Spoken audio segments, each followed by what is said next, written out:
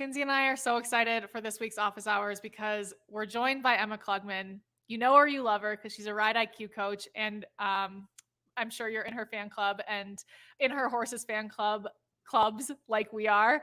I'll give you a quick refresher on Ema, but as a preface, we kind of went deeper into Ema's whole story in our first office hours with her. So if you haven't listened to that one yet, after this one, go back and listen to that one because we get into kind of her whole upbringing and how she got to where she is.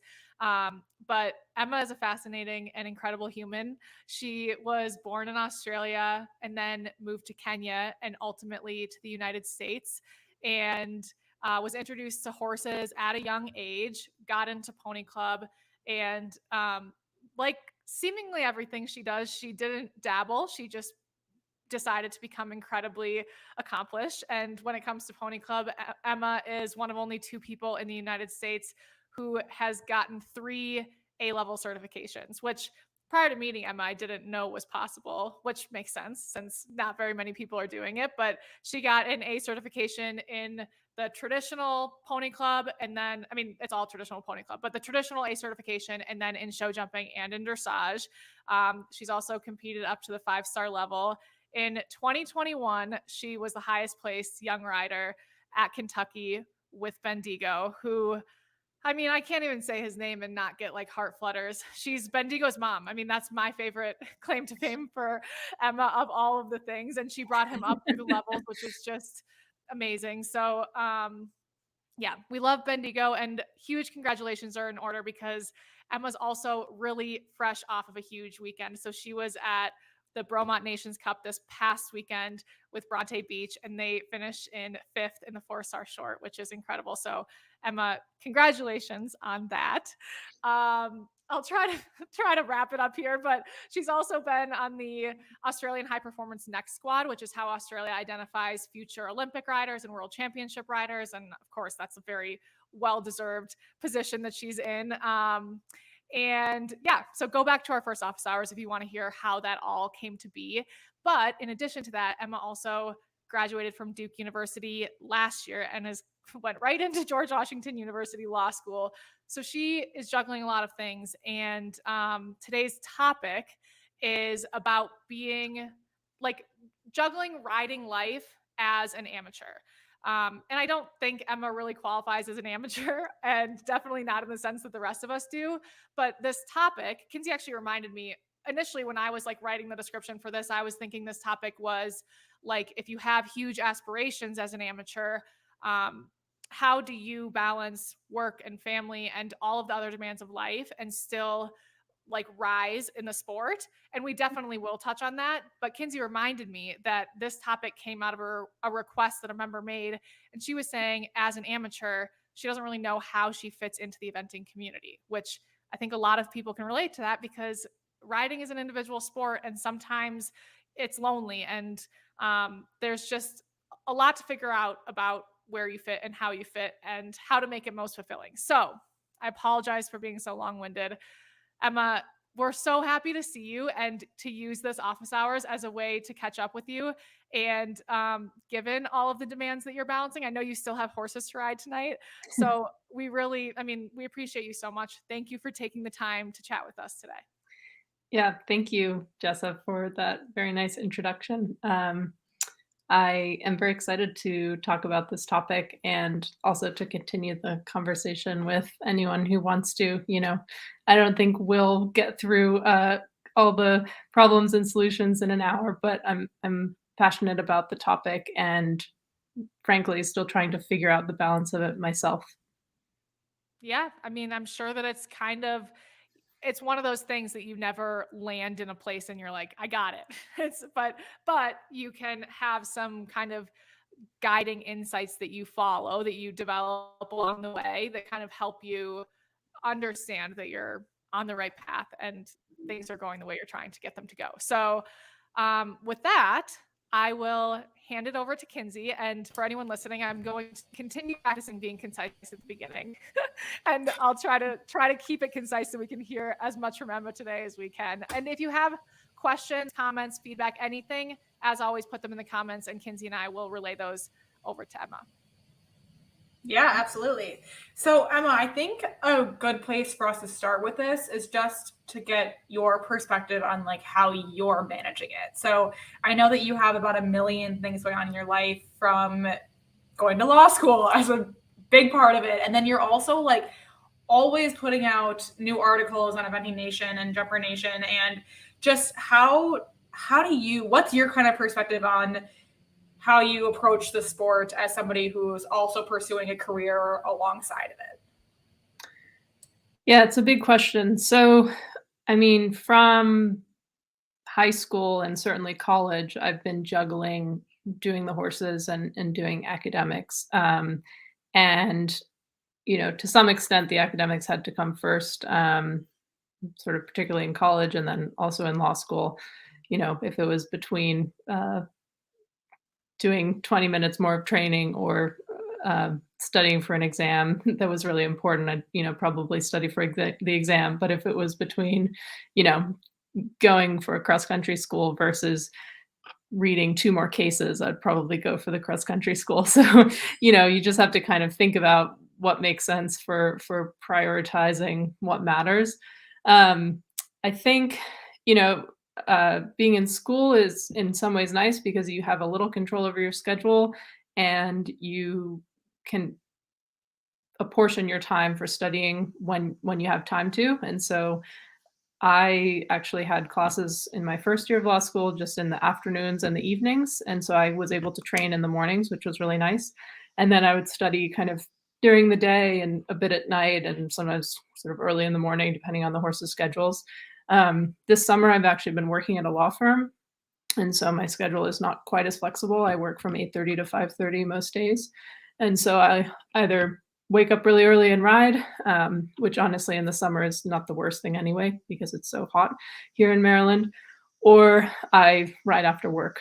Like I'll do that tonight. So that's kind of how I do it time-wise. In terms of the, managing it from a mental point of view, I mean, I'm a huge planner. Like, um, my girlfriend makes a lot of fun of me because I'm always, like, planning things, like, way months in advance, but I think especially with upper level horses, like, you really have to sort of scope out what the schedule is, what the galloping is like, and what you need to do to get to X destination event, and so I'm, like, always kind of working backwards, and then I'm kind of, like, overlaying my exam schedule and seeing, like, where the conflicts are and things like that, so, I mean, that's the way I do it, and it kind of helps me manage it kind of in terms of keeping the anxiety down a little bit if I kind of can look ahead and know what's coming rather than just being like, oh gosh, I won't be able to do it.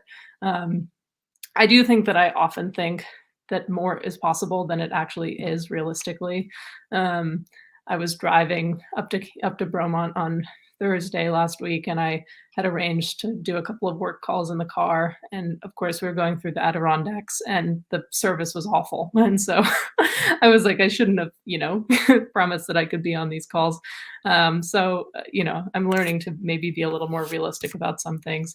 But I think, it's possible. I have an amazing team of people that help me with my horses, and make it so that I can, really focus on them, focus honestly a lot on the riding. And I don't have very many horses. I have 2 that I basically ride full time. I've got a young one that I ride some of the time that a student of mine does a lot of riding with, and that way I can kind of really focus on, those 2 horses in particular, and whether it's a sustainable model of staying at the top of the sport, I don't know. It's hard a little bit to just have, 2 horses that you're competing, but for the moment, it's working well enough, and I just don't have the time to be able to ride 5 horses every day or 7 horses every day. I did that for a while, when I wasn't in school and wasn't working, like, over summer breaks and things, but what we don't have an abundance of, I feel like as amateurs, is time. And so you can't fashion time out of the day, even if you tried. I've tried in many ways. And at some point you have to sleep as well. So you have to be a little creative about how to make it work. And sometimes you feel like you're not doing justice to every part of what you do, but you try.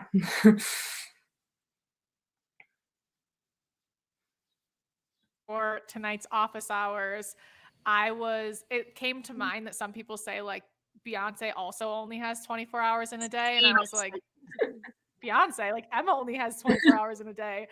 And like, therefore I need to kick it in gear a little bit. But so as you were speaking, it came to mind, like, it sounds like you have really big riding aspirations and you have aspirations to like perform really well in law school as well.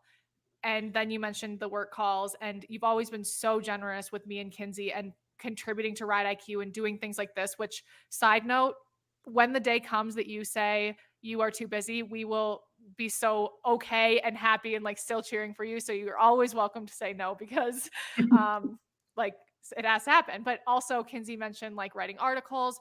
So do you have anything in place about how you decide what other things to take onto your plate? Like, do you have anything that you're like, if it checks this box, then yes, and if it doesn't, then no? Yeah, I probably should have guidelines for that because I think I'm too good at saying yes. One of the big changes that I've made probably in the past 2 years is that I no longer kind of just say yes to everyone who asks me for a riding lesson, which I used to do. And I love teaching, and it's not about not wanting to teach new people and stuff. But I sort of realized, like, even if it's only 15 minutes away, organizing the lesson, driving there, and then making, not a huge amount of money because it's just one lesson, and then coming back was just like not worth it in terms of time. And so I changed my teaching model to be just doing clinics pretty much. So I have a couple of like students that ride horses that I lease out, one of them being Bendigo. And other than that, I don't really teach locally that much. And, I kind of miss it a little bit, but it's much more efficient for me to do. I think I do about 8 or 9 clinics a year where I just like travel to wherever, Kentucky or California or something.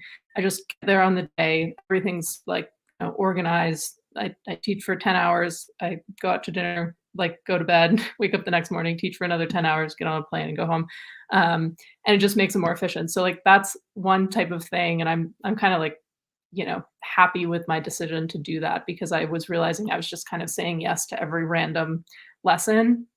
And you could apply that to like work things too, or to other, if someone was asking you for favors, like at some point you have to kind of think, okay, like what's my rule of thumb? Like my default answer now is like, no, sorry, I'm not taking on new clients, at least in the area.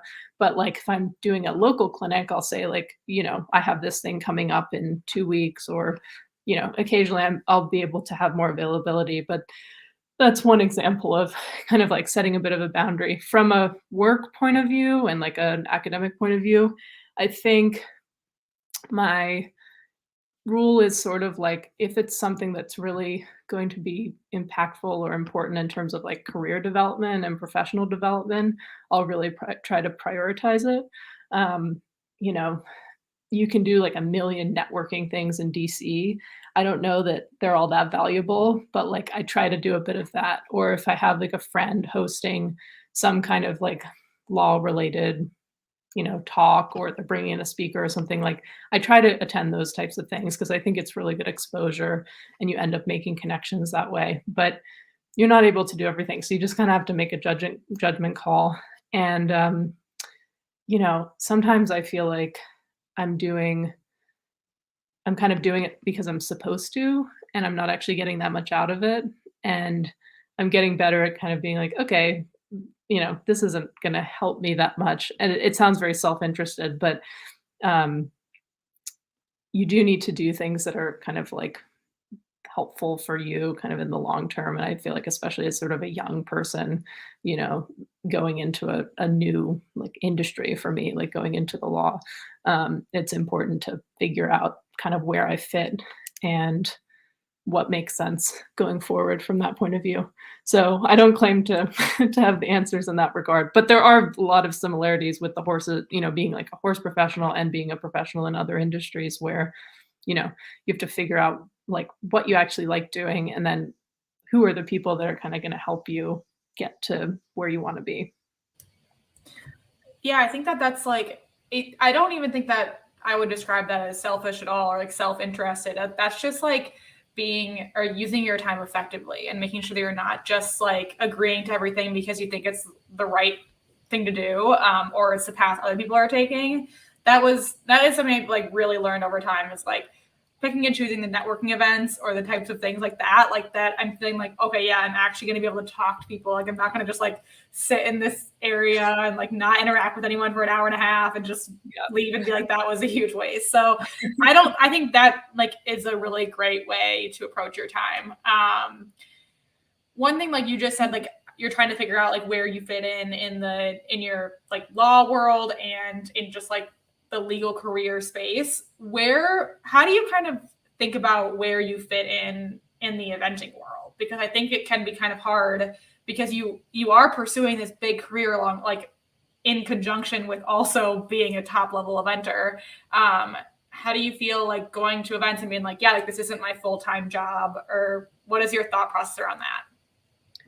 Yeah, absolutely. I mean, I certainly have a lot of imposter syndrome in terms of showing up at an event and knowing that, Ryan and Boyd and Philip and Lynn and Liz and everyone have been riding horses all day, every day for the past million years. And I've like been at school reading, you know what I mean? So in terms of just feeling like, wow, how will I ever kind of beat them or even, get close to what they're doing, based on my just relative lack of, I guess, time that I commit to it, and in some ways experience, right? Because I'm usually like one of the younger people competing in the division I'm in.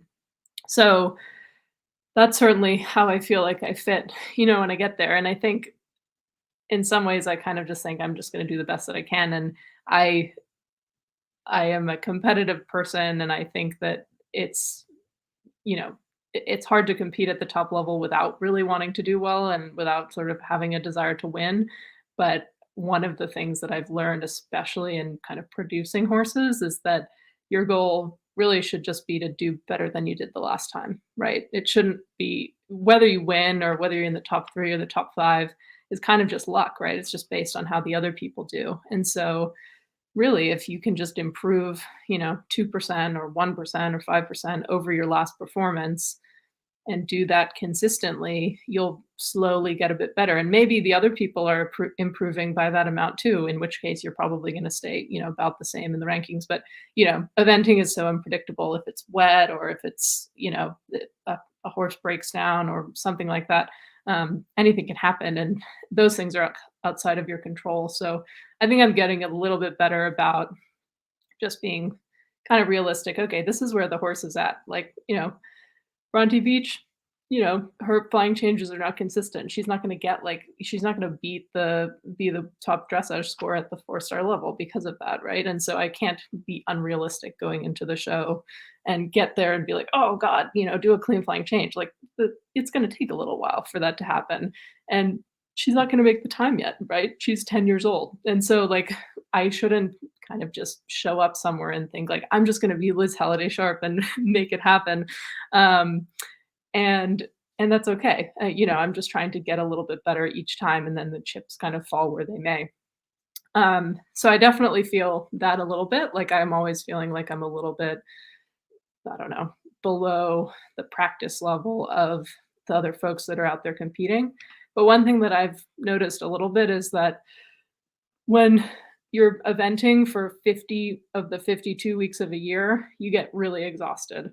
And that's what a lot of professionals do. And they're riding a million 4-year-olds and a million 5-year-olds, and they're trying to buck them off and whatever it may be. So I think there is an advantage to like coming to a show and being a little fresh, if that makes sense. I mean, I get tired too, and I do a lot of riding and a lot of showing, but I'm not like at an event every single weekend and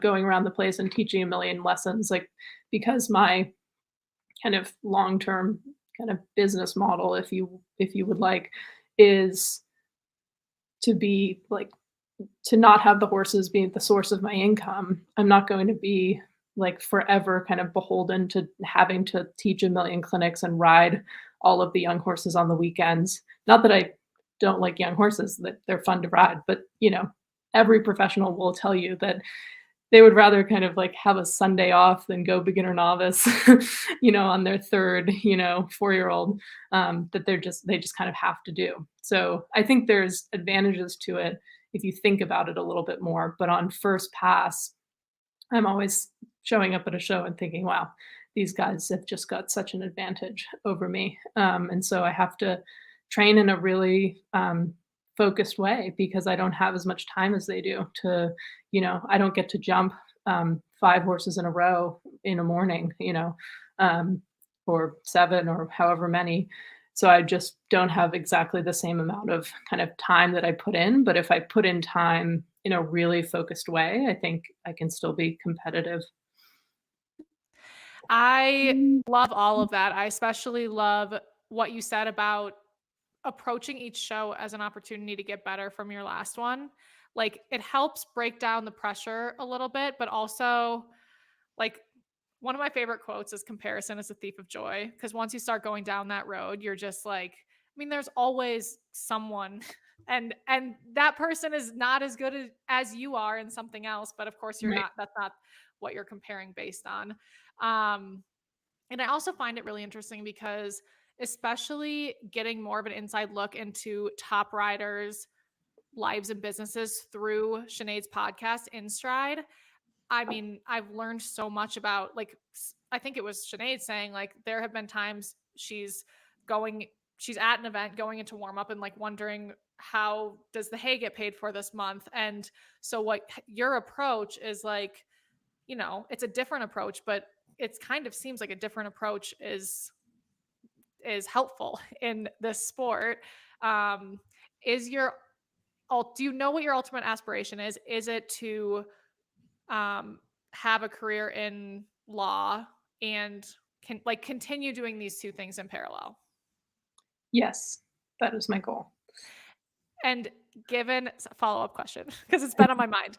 Given that now, I mean, when we talked to you last, you didn't have as much law school under your belt. You hadn't started this job working at the law office. So, given the experience that you've had in the field thus far, are you enjoying it? Yeah, I am enjoying it. I think law, like a lot of fields, is different in school than it is in practice. Like learning things out of the textbook and what your professor lectures to you is very helpful and is incredibly educational background, but it's not actually how it works in practice. So getting actual experience has been really interesting and important to me, and I think it's helping me kind of figure out like which direction I want to go in. Like anything, I think the people you work with determine, the value of the work to you to a large extent. Like you can be working on really interesting things, but if you don't like the people, then it's not much fun, and vice versa. Like maybe, I mean, right now I'm doing a lot of construction law, which is like not something that I thought I would be interested in. Like, buildings that were not built correctly, and um, delay claims and things like that. And it's like, I didn't think I would have any interest in that. And I'm working with wonderful people who are really smart and encouraging and, fun to be around and collaborative. And so it's been great. And it's like, oh, I didn't think, I didn't know if I would like this. So yeah, I've really liked it so far. I think one thing that's fun and interesting about being a lawyer is that it's very unpredictable. You're not doing the same thing every day. There's always a kind of new kind of problem that can come up, and really you're basically a problem solver, right? People come to you to be an advocate for them in whatever their problem they're dealing with, and you have to figure out a good solution to that problem. I mean, in litigation, which is frankly just when people are fighting about stuff, suing each other, you're on the kind of the end of that dispute in terms of they've probably already tried to work it out some other way, and they're getting to be like adversarial to the point of like wanting to use a court to resolve the problem. So in that sense, nobody really wants to hire a lawyer at that point, right? Because they're like, oh, I would have liked to sort this out myself, but that's kind of the last resort. But then there's also, you can be involved earlier in the process in terms of the transactional side of things, where you're not solving a problem, but you're kind of maybe writing a contract so that somebody doesn't have problems down the road, or in the event of this happening, how will the contract proceed? So it's really interesting. I probably know even less now than I did before about what what I actually want to go into. But it's been really fun, and I think I'm getting really good training at school for whatever I end up going into. That's awesome. And I think almost like the more you know about something, the more confusing or the harder it is to make a decision, which I think is just like, it's like I'm sure you felt this in undergrad too. It was just like, okay, now I've done 4 years of this and now I'm still there. I'm like, I don't know. I was more confident on day one about what I wanted to do. So I think that's valid. One thing that would be great to get your thoughts on is just, as somebody approaching the sport as you are there things that you think need to be adjusted on a sport level or even a community level to make it more accessible for people that aren't doing it 7 days a week? Yes. Sorry if I cut you off, but yes, I do. So, first of all, to address something you said in the introduction, or Jessa said in the introduction about, amateurs not feeling like they fit into the sport or not knowing where they fit in. That I feel that as well, but I think that's wrong because like over 90% of USEA is amateurs.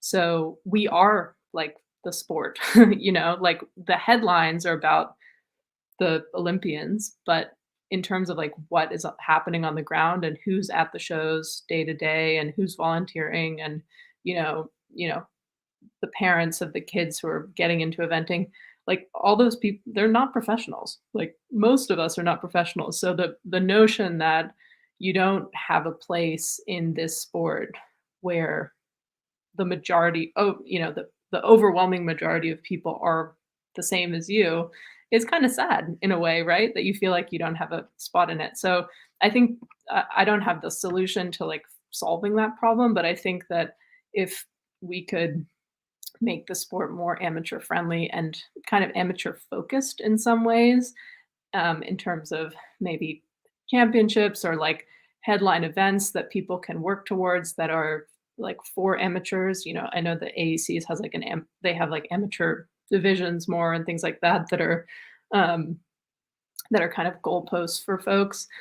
But also, I felt this a lot, even Bromont last week, and I love Bromont, and I would never want to say anything bad about it, but they ran their show Friday, Saturday.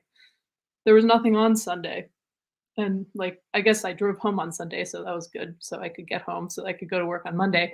But like, why did it start on Friday? If it was only 2 days, right? If it was 3 days, it makes sense. But that can be prohibitive for amateurs because you have to often go the day before. And so then, take Thursday off as well. So I think scheduling is a massive thing.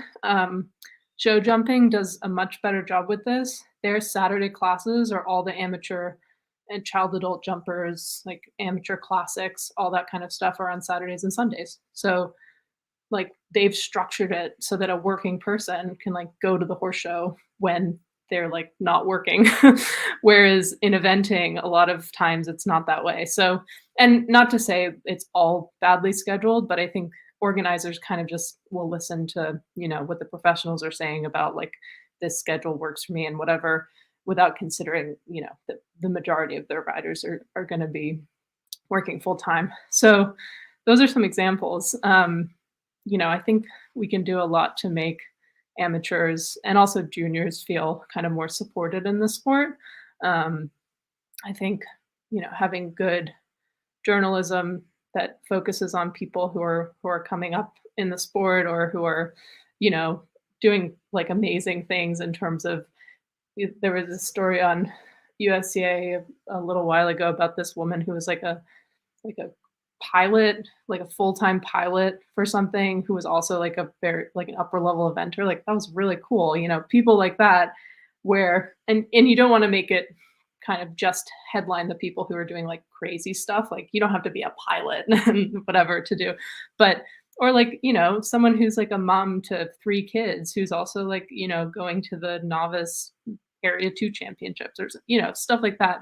I think it's just helping to recognize that people are really putting in the effort because, um, you know, having a full-time job, having a family, like it takes up a ton of time. And I think in some ways amateurs are even more committed than professionals in terms of putting aside the time and putting in the effort to, you know, making it work with the horses. So having some recognition, I think, from journalism is important.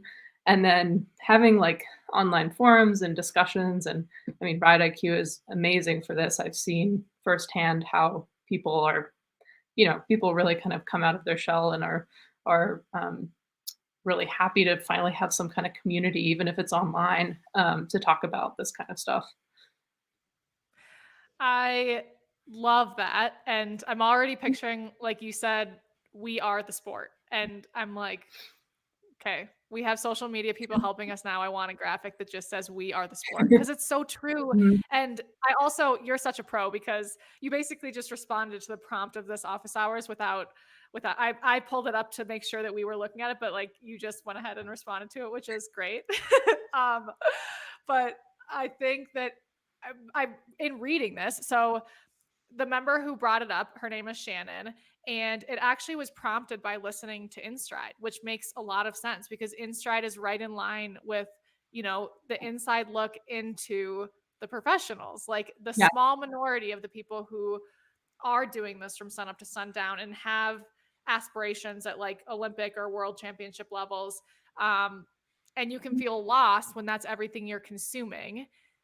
And in that same vein, I think that we should start a podcast called Amateur Hour and do what you just said and like start helping people recognize that they are in good company. Like they're in great company. Mhm. Everyone's on this like challenging and fun and like whatever it is path, but ultimately it brings enough joy that, we're adjusting our lives to try to accommodate it. So just looking at Shannon's post, one thing that she said, it's too long to read the whole thing, but she said, I want to do it right and have fun. I do like to win, but I'm also just putzing around and working it out, sucking some days and winning others. She said, I don't want to produce anything or move up the levels, but sometimes listening to these discussions, like in Stride, I feel like an outsider to eventing and I don't feel driven to do more really, or I just can't do more.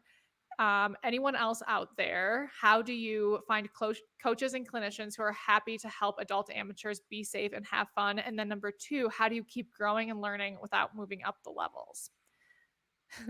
And yeah, she also said cheers to anyone who is tearing it up. So I think you addressed a lot of that. Yeah. But on those 2 points, um, do you have any advice for someone who doesn't like they're not measuring success by, moving up to training next year or whatever it is?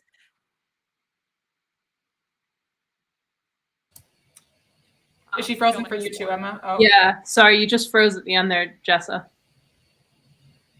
Sorry, can you guys hear me now? Yeah. Re-ask the question.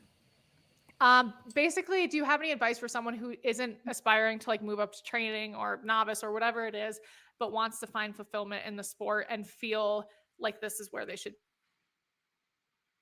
Sure. So I can go ahead and take that. I think I got the gist of it. Yeah. First of all, there are many days where I feel like I'm winning, and a lot more days where I feel like I suck. So I totally identify with her, with her characterization. So a couple of things. I think one is that I've kind of talked about this a little before, but eventing is, I don't want to say it's unique to other sports because I think in like dressage and show jumping, it can be a little bit of pressure too to move up. But eventing is like obsessive about moving up, like whether it's like having a young horse and moving it up or like a kid wanting to move up or even, a middle-aged guy who's just gotten into the sport and the trainer's going, okay, you've done 2 years at novice, like get to the next, what are you doing? Get to the next thing. Which not every trainer is like that, but some people have the expectation of that. And I think like it can be rewarding to do that, but if it, you have to think of like the reason you're moving up, right? If it's to like scare the shit out of you because you are scared to jump over a meter, then it's not a very good reason, right? Like, or your horse, right? Maybe your horse doesn't really want to do it either.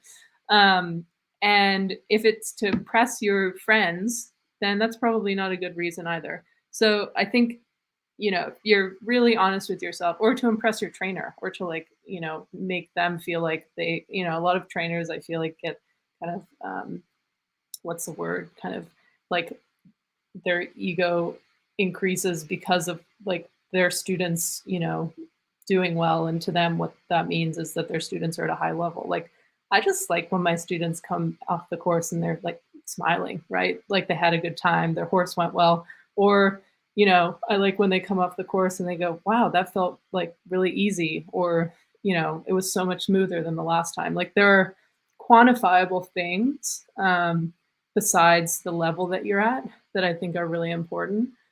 The other thing is that you can set goals that are not related at all to the level that you're at.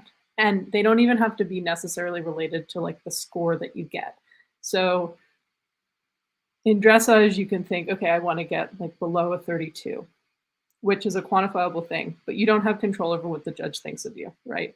So instead of thinking that, you could think, I want to make sure my horse like consistently halts square, or consistently stays on the bit in the upward transition to canter, which is really hard for him, or whatever it may be, right? Like that can actually be your goal for the show, rather than like, I want to win the show or I want to, be able to do this so that I can move up to the next thing.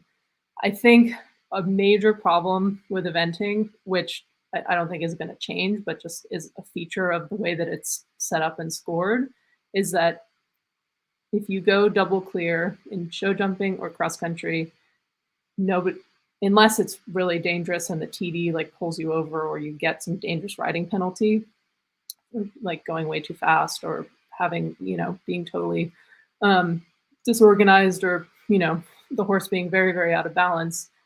Barring that exception, the person who has a perfect like, kind of equitation round, and the person who kind of barely scrapes around and rubs every rail but goes clear, get exactly the same score. And so there's not actually an incentive to like do things better if you're scraping around. And there is an incentive in terms of, everyone wants to be able to ride better, and people can recognize, when it feels better. But in terms of the actual scoring of the sport, if you think about it, like, why would you, work harder to make it smoother if you're going to get the same score, right? So one of the goals that I have for myself and my own horses, but I think also for my students, where I try to make or encourage them to also have this goal, is that, and this is really probably mostly from my late coach Packie McGaughan, is that everything that you do, including cross country, should look like an equitation round. It should be smooth, it should be correct, there should be a good rhythm. It's not always going to be that way, right? Like stuff happens, cross country is unpredictable, but your goal should be to make it look that way. And not only about just, looking pretty and having your heels down, but like really having the horse in a good balance and really presenting well to every friend, making very good turns. Even if it means that you still get 0 penalties, like that to me, like is a major pat on the back. So I think that if people like had that as a goal, rather than thinking, I want to go training level next year, we would all be much better off. And I think smoothness is very related to safety, and equitation is very related to safety. Like they're all connected. So that's kind of another topic. But in terms of what will kind of help people feel like they still have goals and how they're fitting into the sport, I think that's an approach that, could really kind of change people's mindsets about what they're going to do. And we're not going to become McLean Ward overnight, right? It's not going to just like, oh, because I've thought of it, I'm going to automatically be much better at it. But that's kind of the fun thing, because it's going to take, a decade for you to get it perfectly right. And you don't have to beat yourself up if you miss at a distance or whatever it may be, but it should be kind of your kind of long-term goal, or your, as we were saying earlier, like each show you get a little smoother, where you get a little bit, better about having a really good rhythm and things like that. And it's related to coaching, it's related to education and all the pieces, but it's far from, just making sure that you have 2 zeros on the scoreboard and trying to, get a good dressage score. I think we can aspire to way more than that. Absolutely. And I think like one thing you said is just like it shouldn't, other people should not be pressuring you to feel like you need to be moving up levels. And for me, like, I don't know, it kills me to think that people feel like the goal of the competition should be reflective of what other people think you should be doing. And it's like, no, like you should be having fun. And like, if that's your goal, like honestly, more power to you. It's so interesting. Like Jess and I were walking the cross country course multiple times at the AECs last year. And the course that I remember the most is the novice course like the riders from the novice division, because they were having a blast out there. Like they were, after every jump, like it was like hugging their horses, like talking to them the whole way around. And Jess and I were like just it put us in the best mood ever. We're like, that's amazing. Like it was the cutest thing I've ever seen. Like the amount of talking to their horses and just like being partners out there was something like I've never seen, and it was so uplifting. Well, if you think about it too, getting to the AECs like is a really big deal. And like, talking about amateurs, it being sometimes a bit inaccessible, like often you have to go for like most of the week and it's just a big thing. You have to take off work and everything. So like those 5 minutes that you're on the novice cross country are, it's huge. It's like they're kind of Olympic Games if you want. So that's awesome. Yeah, I was at Chad Hills once a few years ago, and there was this woman going training level in the training rider division, I think. And she was on this big, like black kind of probably draft cross or something like this. Just a big thing. It was kind of thundering along on the cross country. I was walking my course and she's coming up to this, I think like water jump, and there's like a roll top before the water or something. And she's going, slow down, you speed demon, and she's kind of like talking to him, and he's like, not going that fast, but you can tell like she knows she needs to get his balance back and stuff. And then she's just like so happy after she went through the water. I don't know, like maybe she had like had a problem with the water before, but it was great and like put me in a great mood for the rest of the day. I was like, I want to ride like her, she was really determined and she had a plan, and it was very cute. So anyway, yeah, I find amateurs really inspiring.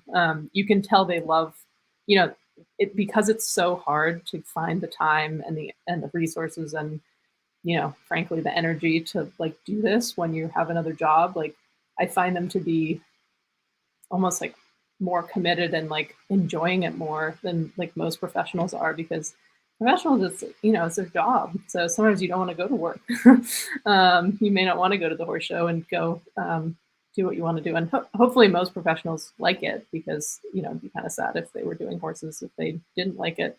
But no, I find the amateurs to be really inspiring and have a lot to offer. Yeah, I love that. Yeah, and I would say even from the AECs, again, like I couldn't really tell you a single like advanced round that we watched, but I could probably like pretty descriptively tell you about like at least 4 of the horses in the novice division. So like that's when like these people, like I feel like it's not a matter of like, it's a matter of just shining the light on them so that everyone can see all these really awesome people who are like accomplishing so much by just being out there. Because they exist and like they're all awesome. And I think that is honestly my takeaway from this is like we need to do a better job of that. And like, because we have access to this incredible community and these amazing individuals, like how do we highlight their stories and just make it not all about like the top of the level accomplishments. It's about like any accomplishment, like whether or not you had like a great dressage round or cross country round or whatever it was, a great lesson. Like it doesn't, it all matters. So I think that's a major takeaway from this for me.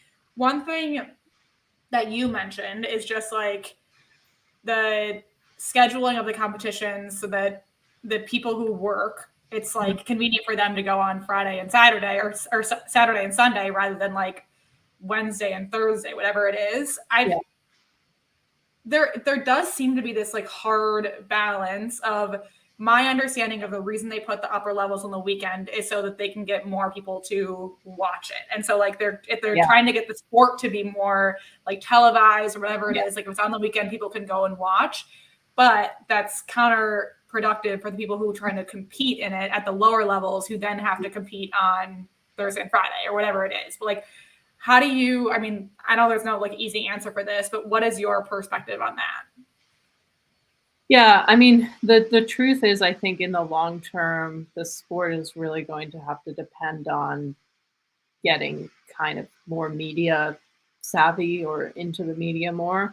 I don't actually think that, like, at least in Area 2, most of the events, most of the lower level divisions actually do run on Sundays. So that is quite good. I don't know, I can't speak for sort of across the whole country, but I think that it is really important to have media coverage as well. I was actually talking more about my own experience, kind of, competing at the FBI levels. They just kind of assume that you can show up whenever, like on the Tuesday, if you have to, right, for the in-barn inspection. And where was I? I mean, many times I've had to request organizers, if the vet can just be available for, another time window later in the week. Because if the dressage isn't until Friday and the trot up's, on Thursday, or maybe there's no trot up and it's just an in-barn inspection, then why would I get there on Tuesday and miss like all of school, like, I don't know, law school's expensive. Like, I don't want to miss 3 days of school if I only have to miss one, you know what I mean? So I think for FEI, the assumption is that everybody's a professional. And so they kind of don't really consider that kind of schedule. And the organizers have been really nice. And I think if you're polite and you kind of explain your situation, they usually find a way to help you. Part of it is, I think, they don't always make the schedule. Like, the FEI has to approve the schedule as well. So that's a consideration. But I think that for the most part, with the lower level events, at least the kind of local events that happen every weekend, they're pretty good about having them be accessible. This is so interesting. You reminded me when you said law school's expensive. When I was looking at undergraduate schools, GW is a school. So I'm a twin. We lost you, Jessa. Can you finish your sentence? Yeah. We lost you for a second. We lost you at I'm a twin. Kinsey, do you want to? It's weird. I'm not getting a like internet notice. Do you want to just? You seem fine now. I guess I won't tell any stories. I could try to get. Okay, I'll stop telling the twin story. But GW does like basically a BOGO deal for twins.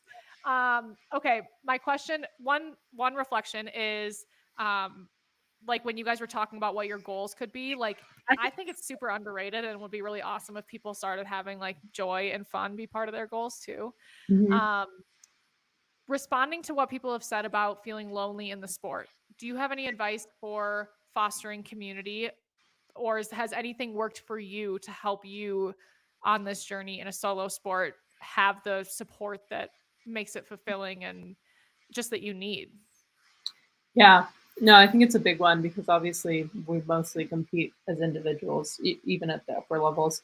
I think building connections with people, whether it's just, saying hello to the folks that are stabled across from you or that you're parked next to in the trailer parking lot in the, field you're parked in, can actually go a long way. Like, you say hello to them and then later on they're like, oh shoot, like I don't have enough grading bands or something. And they ask you, and then, people are generous, right? Like, so if you borrow one or two things from someone, then you see them a couple of weeks later and before you know it, you're kind of pretty good friends, at least just maybe at the horse show, but then you're walking the course together and then, you're helping each other pull out horses. So I think don't be afraid to kind of, don't like you don't need to like be in everyone's face and be like, be my friend. But I think everybody is sort of craving a little connection, especially if you're showing on your own. Like if you are showing without a coach or without other folks, like if you're not at a barn that does eventing and you just kind of go out and do it solo,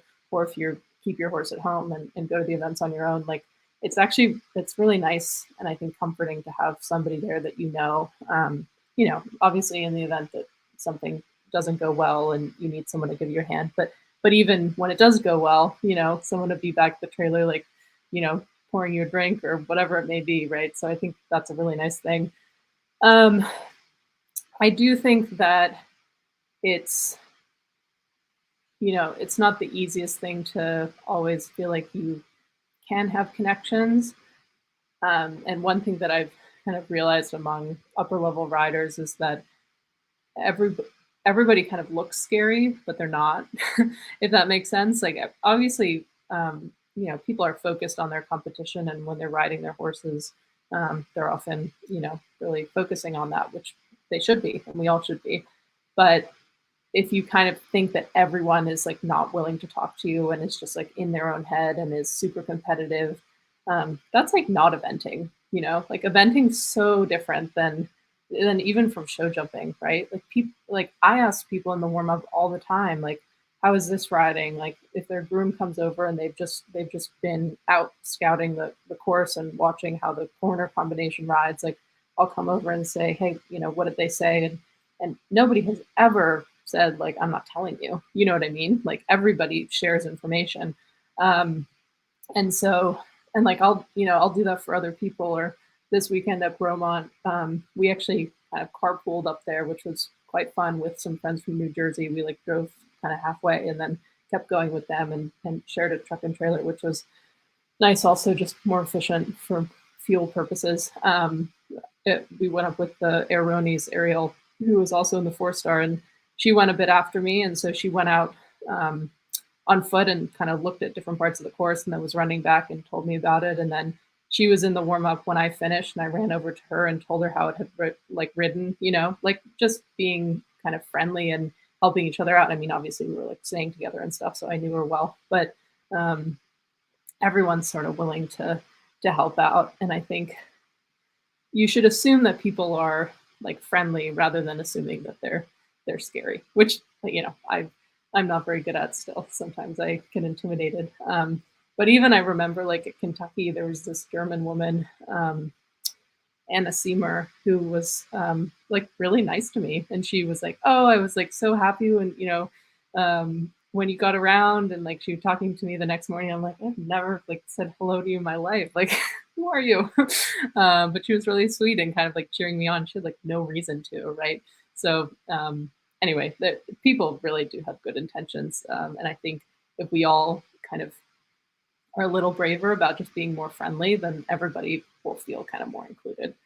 Particularly if things like aren't going well, right? Like if someone gets eliminated or something, like going and making sure they're okay, and maybe leading their horse back to the trailer for them, or that kind of thing can go quite a long way. Because as you all know, in eventing, not every day is a perfect day, so we have to help each other out. Yeah, I love that. And I think, it is like such good life advice just to be like, assume the best out of people and then let them show you otherwise if worst case scenario. But I always feel like in those situations, like I'm pretty extroverted, and it's still hard for me to be like, hi, like I'm Kinsey. I don't know, but once I do, I've never regretted it. Like I've never been like that. Not to interrupt, but Kinsey, that reminds me, at AEC's, one of our like things was we brought carrots to everyone, and I was nervous to do it, and Kinsey was so stoked. Like she was like, okay, let's go back to the grocery store. Like loved every second of it. And it's when I realized that she's probably more extroverted than me. Yeah, I do. That's what I was going to say, is I think like having something like that where like, oh, I have an extra this, like, do you want it? Like it helps me to have like a reason to talk to people. So like that's been like kind of a hack to be like, oh, like, by the way, like I have this bag of carrots. Do you want one? Exactly. That's like a pretty obvious one. But yeah. One thing I've thought about too is like you see so many people walking the course alone, like separately, and they might be walking like literally one jump apart from each other, but they're walking the same course. Like, why isn't it kind of just a normal thing for people to just join up walking the course? I don't know. Like, I know some people really need to like focus and do it alone and stuff. And like, I almost always will do one course walk where I'm alone, or, you know, maybe with just one other person, so I'm not distracted. But whenever I am walking a course, I'll like invite people if they want to, you know, it doesn't really matter who they are. Like, I'm doing it anyway. I'm thinking about it. It helps me to explain it. Like, we should all kind of, I think it'd be nice if we kind of did that together.